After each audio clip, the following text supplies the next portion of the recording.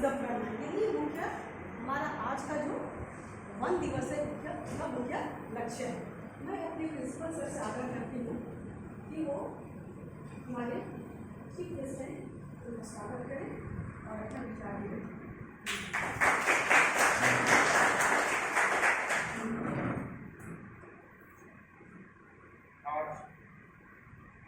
इस सभागार में उपस्थित मेरे प्यारे शिक्षक, शिक्षकेतर कर्मचारी, विद्यार्थियों, छात्र प्रतिनिधि एवं हमारे आज इस वन महोत्सव में उपस्थित मुख्य अतिथि श्री इमाम हसन मलिक साहब और NSS program officer professor Pushpalika ma'am, mister Arvind Kumar, मित्रों, मुझे आज सबसे खुशी इस बात की है कि हम ऐसे एक शख्स को आज हमारे मुख्य अतिथि के रूप में पाए हैं जो सिर्फ जामशेदपुर के नहीं, सिर्फ झारखंड के लिए नहीं, सिर्फ देश के लिए नहीं, विदेश में भी अपना नाम रोशन कर चुके हैं और देश के नाम भी रोशन कर रहे हैं। उनके लिए जोरदार हसन इमाम मलिक साहब एक ऐसे सज्जन हैं जो हमेशा खाली खिलाड़ियों के लिए नहीं, समाज के किसी भी वर्ग के व्यक्तियों को मदद करने के लिए भी वो हमेशा तत्पर रहता है। जो इनके साथ मिले हैं, जो इनके संपर्क में आए हैं, वो यह बात को मानते हैं कि इमाम साहब एक खिलाड़ियों का खिलाड़ी नहीं है, ये कितने अर्जुन और पद्मश्री को भी पैदा कर चुके हैं और यह हमारे देश की गर्व और गौरव भी है। हसन इमाम साहब हमारे एक्स सीनेट के भी मेंबर थे और अब टाटा स्टील के हैंडबॉल ट्रेनिंग सेंटर के चीफ कोच भी हैं और भारत के जो हैंडबॉल कमेटी जो है उसमें टेक्निकल मेंबर भी हैं। और इसके साथ साथ देश विदेश में कई संस्था से जुड़े हुए हैं, लगभग हर साल विदेश यात्रा कर रहे हैं। कई खिलाड़ियों को उनके कृपा से या उनके जो स्किल है उनमें, तो आज कहीं कहीं किस किस जगह पर उपस्थित हो चुके हैं या अपना अस्तित्व जाहिर कर चुके हैं, ये जो जानने वाले लोग जानते हैं। इसलिए सर मैं आपको तहे दिल से स्वागत करता हूँ इस महाविद्यालय। सर आपके दिशा निर्देश से नौजवान की खेल या युवा प्रतिभाओं की विकास हुई है। कई सामाजिक संगठन में आपके जो जुड़ाव है, खास करके पर्यावरण के लिए आपका जो काम है वो हम भुला नहीं सकते। आज आपको मुख्य अतिथि के रूप में पाकर हमारे महाविद्यालय सचमुच गर्वित है और मैं आपका तहे दिल से स्वागत करता हूँ। मित्रों, आज इस वन महोत्सव हर जगह पालित हो रहा है और इसका कई उद्देश्य बताए मैडम ने। मुझे सिर्फ इतना कहना है कि गाछ लगाना, वृक्षरोपण करना ये सिर्फ आज के लिए नहीं होना चाहिए, क्योंकि आदिम सभ्यता से पहले भी जब संसार की सृजन हुआ और उस काल से आज तक पेड़ पौधा और प्रकृति के साथ मानव सभ्यता ओतप्रोत संपर्क है। इतिहास के विद्यार्थी जानते होंगे हड़प्पा की जो टेराकोटा मिला था, तो मिट्टी के मूर्ति मिली थी, उससे यह भी एक प्रतीक हम लोग को मिला है कि एक महिला के गर्भ से एक पौधा पैदा हुआ। और हमारे जनजाति की जन जीवन में वृक्ष की जो महत्व है उस सर्वविदित हमारे पुराण शास्त्र में, हमारे सामाजिक परंपराओं में, हमारे जनजातियों का जीवन में वृक्ष और प्रकृति का पूजा करना भी एक महत्वपूर्ण अंग रहा। गाछ को काटने से किस तरह पाप लगता है, इस पर भी पुराण शास्त्र में वर्णन है। कई गाछ में कई देव देवताओं की आस्थान है। वृक्ष की मूल में, वृक्ष की डाली में, वृक्ष की फूल पौधा में, फूल पत्ता में कई देवताओं का स्थान है। किस बार में किस गाछ को लगाया जाए उस पर भी शास्त्रीय निर्णय है। और कई देवता तो गाछ से ही रहते हैं। तुलसी को हम पूजा करते हैं, वट वृक्ष का भी पूजा करते हैं, औषध को भी पूजा करते हैं, नीम का भी पूजा करते हैं। आपको पता होगा जो जगन्नाथ मंदिर में जो जगन्नाथ की प्रतिमा बनता है वो सिर्फ नीम के पेड़ से बनता है, 12 साल में एक बार। एक बात है, इस पर मैं जाना नहीं चाहता हूँ क्योंकि लंबा लिस्ट मेरे पास है, बहुत सारे तथ्य भी हैं पेड़ पौधा को लेकर। हम लोग पेड़ काटेंगे ये तो आवश्यकता ही है, लेकिन पौधा लगाएंगे, वृक्ष रोपण करेंगे ये भी आवश्यकता है। वृक्ष हमारा जीवन है, उससे हम जल, वायु और जीवन की हर संसाधन हासिल करते हैं। इसलिए पौधा लगाना हमारी संस्कृति का भी एक परिचय है, अंग है। और इस खास करके वन महोत्सव के विशेष दिन में मैं सबसे यही आग्रह करूंगा, आज ये दिन को खाली पौधा लगाकर छोड़ नहीं देना। प्रतिदिन और खास करके इस मौसम में कहीं ना कहीं आपके घर में आम आता है या किसी प्रकार की आपके घर में बीज है, तो इसको जब बाहर जाते हैं तो उसको कहीं ना कहीं फेंकते जाइए, ताकि इस बरसात के मौसम में अपने आप वृक्ष उगता है। और ये काल के लिए, काल समाज के लिए का हमारे भविष्य के लिए यह एक जीवन संजीवनी के रूप में साबित हो जाए। और मैं अंत करने से पहले हिंदी की एक कथा मुझे याद आ रहा है। जैसे कि मुख्य अतिथि कहीं गए थे गाछ लगाने के लिए, और वृक्षरोपण हो गया, लेकिन जब वो वृक्षरोपण करके चले गए उसको बकरी खा गया। फिर बकरी को पकड़ा गया और उसको दंडित करने के लिए मुख्य अतिथि और डाक बंगला में या इंस्पेक्शन बंगला में वो बकरी को भी खा गया। तो ये कहानी में इसलिए कहा कि हम वृक्ष सिर्फ इसलिए नहीं लगाएंगे कि उसको बकरी खा जाए या पानी के बिना मर जाए। हम वृक्ष लगा के छोड़ नहीं देंगे, वृक्ष लगाएंगे और उसका जत्न भी लेंगे और वो कैसे जिंदा रहे, बढ़े, उसका भी ध्यान रखेंगे। और आज यहाँ उपस्थित तमाम मेरे मित्रों को मैं फिर पुनः स्वागत करता हूँ, मुख्य अतिथियों का भी स्वागत करता हूँ कि हम लोग वृक्ष लगाएं और उसका जत्न मिले, ताकि मानव सभ्यता इस तरह जिंदा रहे और आगे बढ़े। सबको नमस्कार।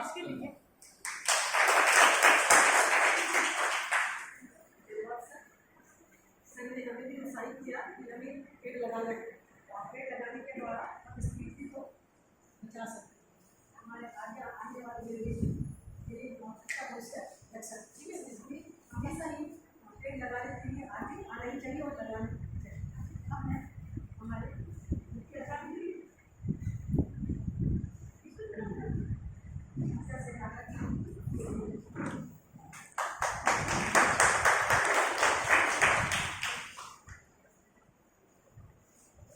सभी को आदाब। आज इतने खूबसूरत मौसम पर जमशेदपुर वुमेन्स कॉलेज के प्रांगण में आप लोगों ने मुझे मदद किया। नज़दीक की गहराई से आपका स्टूडेंट का सभी रिस्पेक्टेड प्रोफेसर का मैं शुक्रिया अदा करता हूँ। मुझे वो प्रोग्राम बहुत अच्छा लगता है जहाँ बेटियों की तादाद ज़्यादा हो। बेटियों की बात वो लोग करते हैं, लेकिन अमली तौर पे जब अमली जवाब पहनाना होता है तो वहाँ संख्या कम होती है। तो मुझे बहुत अच्छा लगा। और सबसे बड़ी बात है, आज जिस शख्सियत ने मुझे आवाज़ दिया वो सबके बारे में इतना अच्छा बोलते हैं। डॉक्टर मालिक साहब, लेकिन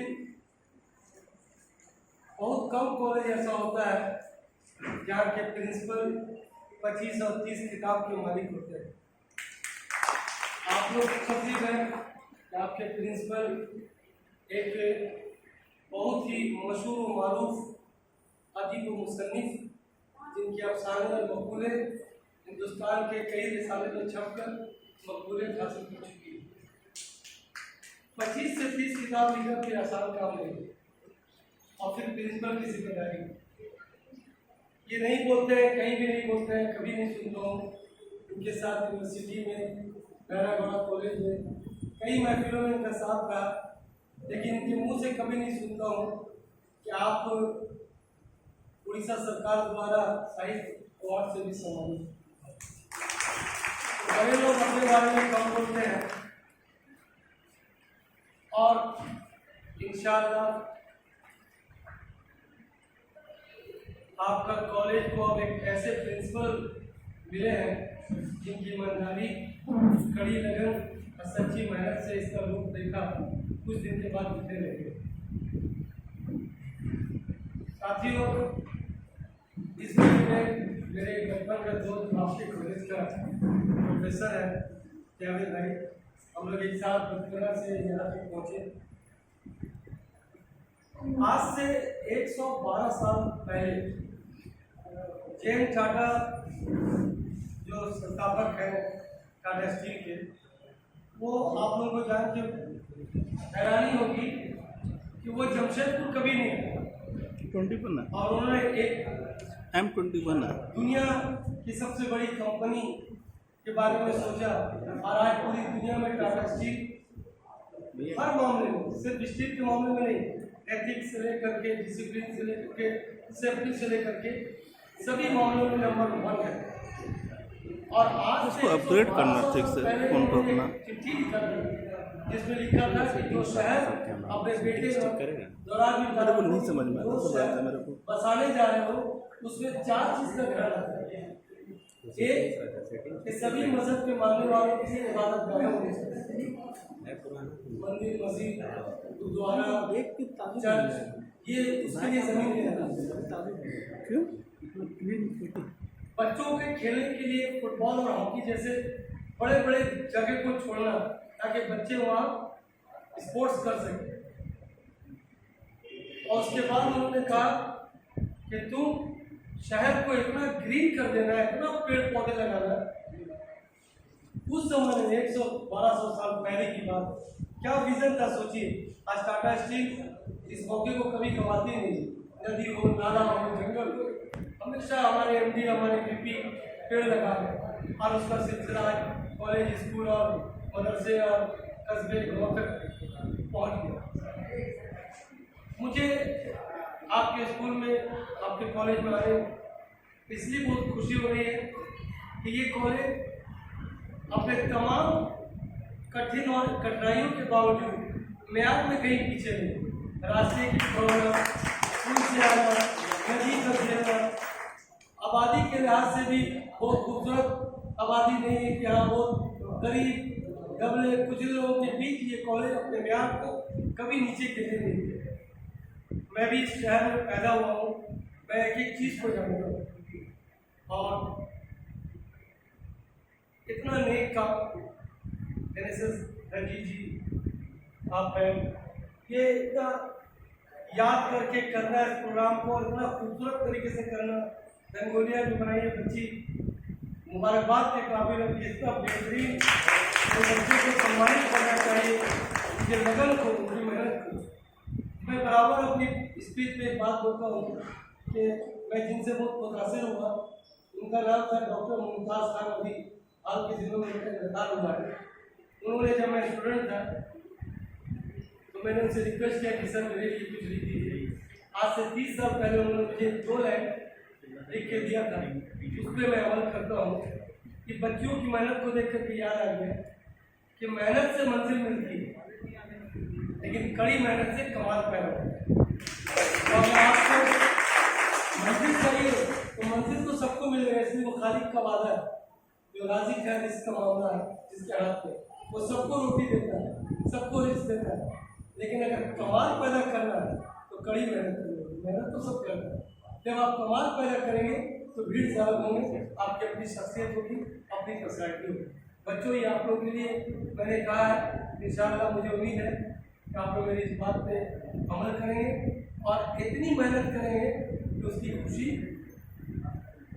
आपके माँ बाप के हुक्म।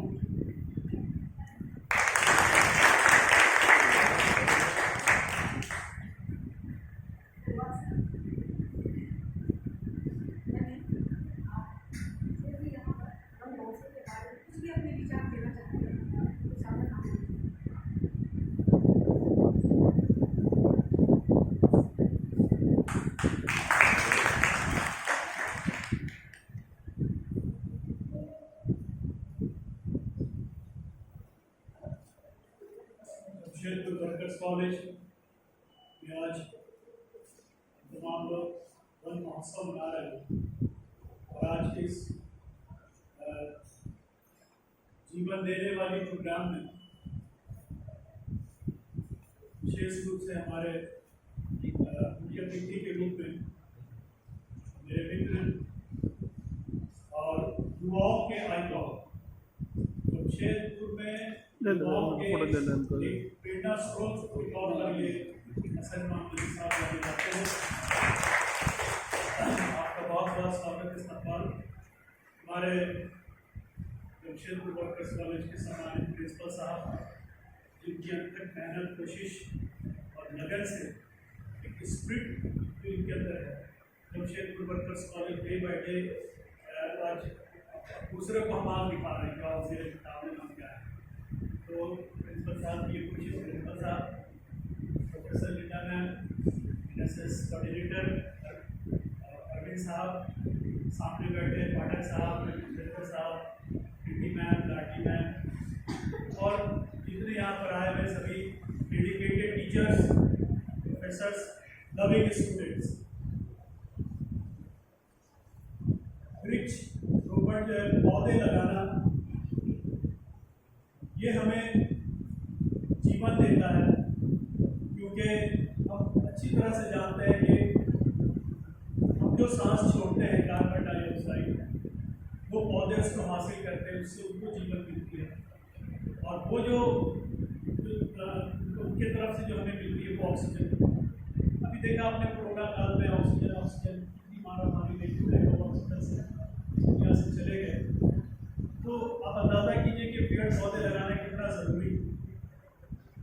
जमशेदपुर के बारे में भी सलीमा अली साहब ने कहा कि आप जब प्लेन से जब जमशेदपुर का नज़ारा कीजिएगा तो आपको जमशेदपुर शहर नज़र नहीं आए, ऐसा लगेगा कि ये जंगल है, जंगलों से ढका हुआ है। तो ठीक कहा इन्होंने कि जमशेदपुर टाटा स्टील का नारा था, steel city, clean city, green city. तो हम लोग आज हम अपने किसी साथी से बात कर रहे थे कि आप इंडिया के किसी कोने में चले जाइए, लेकिन यकीन मानिए कि आपको तबीयत नहीं लगेगी तो जमशेदपुर में आपको मजा आएगा। यही वजह है कि जो लोग जमशेदपुर में आए बाहर से, आपको यही जो करके रहे, ये इसकी खसूसियत, इसकी खासियत। नदी, नाले, झरने और जंगलात की भरमार है। प्रिंसिपल साहब की एक बात बड़ी अच्छी लगती है मुझे कि आप कोई भी चीज़, फलदार कोई चीज़ खाते हैं आप, तो उसके जो बीज हैं, उस बीज को आप देखिए कहीं पर उसको लगा दीजिए, कल फिर वो बीज से फिर वो पौधा होगा, पेड़ हो जाएगा और वो फिर फलदार हो जाएगा।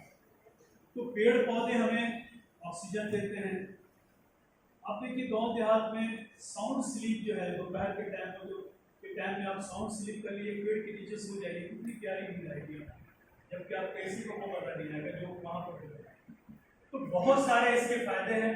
हम आज ये संकल्प में हम अहद करें कि जहाँ भी जो भी जैसी भी जगह मिले, ठीक है, तो फ्लैट सिस्टम है तो हम गमले में भी लगा सकते हैं, वहाँ पर भी ऊपर में भी डेवलप कर सकते हैं, छोटे छोटे प्लांट्स लगा सकते हैं। अभी आप देख रहे हैं कि साग सब्जियाँ भी बड़ी महंगी हो गई हैं, मिर्च लगाई, टमाटर लगाई, तो कोई छोटी सी शुरुआत वहाँ कीजिए। बड़ी जगह है तो बड़े पेड़ पौधे के बीज वगैरह लगा दीजिए, तो हमें उनसे बहुत सारे हमें अच्छी छाँव मिलती है उससे। बोलते हैं ना जमीन गर्म हो गई, ग्लोबल वार्मिंग की बात है। जितने पेड़ पौधे लगेंगे तो जो जगह वो मिट्टी की बड़ी नम रहेगी, पेड़ वहाँ पर तो गर्मी नहीं रहेगी। एरिया जो है, आप जंगल से आप जब गुजरेंगे तो आप बड़ी अच्छी ठंडक महसूस करेंगे, बड़ी अच्छी हवा महसूस करेंगे। ये एकदम ये प्रैक्टिकल बात है। इसलिए आज हम इस बात को संकल्प लें और मैं खासतौर से आप तमाम लोगों को मुबारकबाद देता हूँ, प्रिंसिपल साहब को और हमारे चीफ गेस्ट को। NSS के हमारे जो रिस्पॉन्सिबिलिटीज़ हैं, काफ़ी अच्छे प्रोग्राम्स हो रहे, बहुत सारे प्रोग्राम्स हो रहे हैं। आप लोगों को भी इसके लिए मुबारकबाद देता हूँ और बहुत बहुत धन्यवाद। आप तमाम लोगों का बहुत बहुत धन्यवाद। फिर आगे मैं यही संकल्प लेते हुए कि हम लोग जो है इस पर विशेष रूप से ध्यान दें कि जहाँ रहें, जिस जगह रहें, पेड़ पौधे लगाएं।